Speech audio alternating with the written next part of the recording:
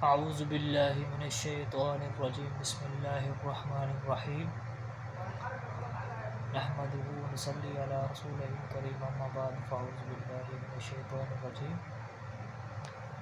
کچھ فتنے ہیں جو بظاہر تو معاذ اللہ دعویٰ کرتے ہیں کہ ہم علمی کتابی مسلمان ہیں، یعنی قرآن و سنت پر عمل کرتے ہیں اور ان کو ہی مانتے ہیں اور ہم وہ والے مسلمان ہیں۔ تو میں نے ان کو کہا کہ نبی کریم صلی اللہ تعالیٰ علیہ وسلم نور ہیں۔ تو پھر انہوں نے اسی کے جواب کے اوپر انہوں نے کہا جی قرآن مجید میں تو اللہ پاک نے فرمایا ہے کہ آپ فرماؤ محبوب کہ آپ بشر ہو، آپ ہمارے مطلب کہ انسان ہیں۔ تو ہمارا جو مین مقصد تھا وہ نور کے اوپر بات ہو رہی تھی، بشر کے اوپر بات نہیں ہو رہی تھی۔ حالانکہ اس کے اوپر اہل سنت کا اجماع ہے کہ نبی کریم صلی اللہ تعالیٰ علیہ وسلم سید البشر بھی ہیں اور سید المرسلین بھی ہیں اور یعنی نوروں کے بھی سردار ہیں۔ تو اسی کے اوپر جناب بات چل رہی تھی۔ تو میں آج آپ کے ساتھ کچھ باتیں کروں گا کہ اللہ پاک نے انبیاء کو کیا کیا چیزیں عطا فرمائی ہیں۔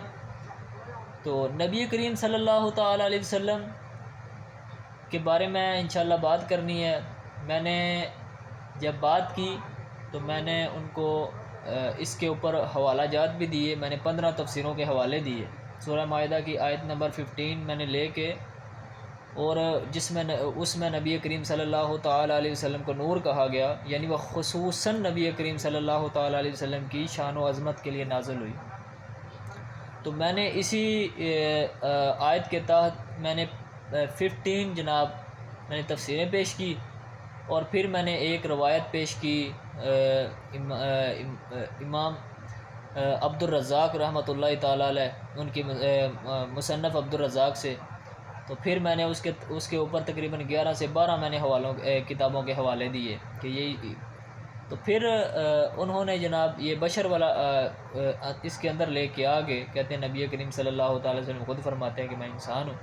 بے شک وہ انسان ہے۔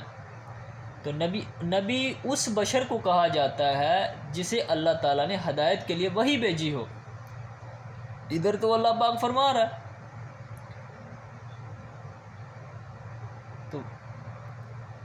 تو بات یہ ہے کہ نبی ہم یہ نہیں کہہ سکتے معاذ اللہ کہ وہ بشر ہیں تو نور نہیں ہو سکتے۔ تو نبی کریم صلی اللہ تعالیٰ علیہ وسلم کی شان تو وراء الوراء ہے۔ تو دوسری بات یہ کہ اور رسول بشری کے ساتھ خاص نہیں بلکہ ملائکہ میں بھی رسول ہے، اور انبیاء سب بشری تھے، انسان ہی تھے۔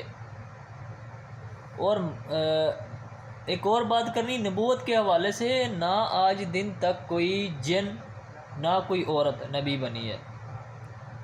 یہ اللہ پاک نے مردوں کو، انسانوں کو یہ شرف عطا فرمایا، اور اللہ پاک جس کے اوپر چاہتا ہے اپنا فضل فرماتا ہے، اپنی رحمت فرماتا ہے۔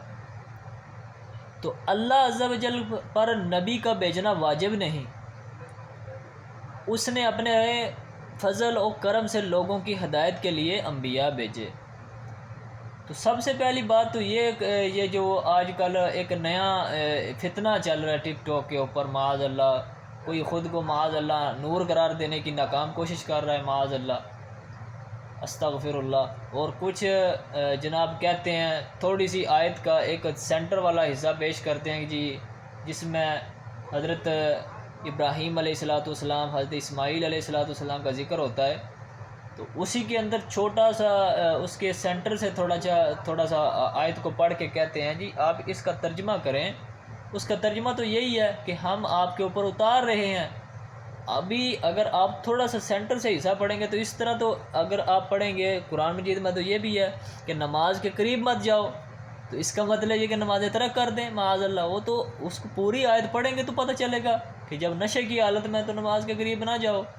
تو اگر اسی طرح تھوڑے آپ چھوٹے یا آگے یا پیچھے سے تھوڑا سا حصہ آیت پڑھیں گے تو پھر کس طرح سمجھ آئے گی کہ اس کے اندر کیا بات ہو رہی ہے، کس اس آیت پاک کا شان نزول کیا ہے، تو کچھ خود کو تو معاذ اللہ مسلم کہتے ہیں، اور جناب ان کی باتیں سنیں تو یہودیوں اور نصرانیوں والی ہیں، اور کوئی بندہ نبی کریم صلی اللہ تعالیٰ علیہ وسلم کی ذات کو لے کے بیٹھا ہوا ہے معاذ اللہ، تو کوئی جناب میلاد شریف کا منکر بن کے بیٹھا ہوا ہے، کچھ اللہ بہتر فیصلے فرمانے والا ہے، تو اللہ پاک ہدایت عطا فرمائے ان کو، اور ہمیں نبی کریم صلی اللہ تعالیٰ علیہ وسلم کی پکی اور سچی غلامی اور عشق عطا فرمائے۔ وآخر الدعوانا ان الحمد للہ رب